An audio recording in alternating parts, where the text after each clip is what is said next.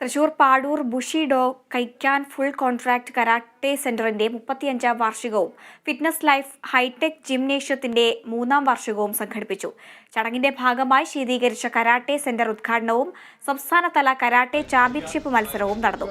SSLC +2 പരീക്ഷയിൽ ഉന്നത വിജയം നേടിയ വിദ്യാർത്ഥികളെയും സമൂഹത്തിൽ വ്യക്തിമുദ്ര പതിപ്പിച്ച പ്രതിഭകളെയും മാധ്യമപ്രവർത്തകരെയും ആദരിച്ചു.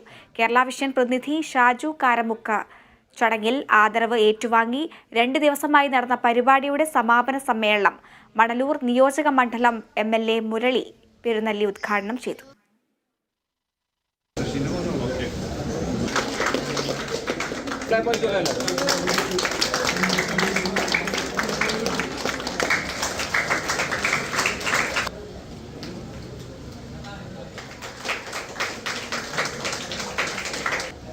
മറ്റൊരു പ്രതിഭാശാലി പത്രപ്രവർത്തകൻ കൂടെ ആദരിക്കപ്പെട്ട 79-ൽ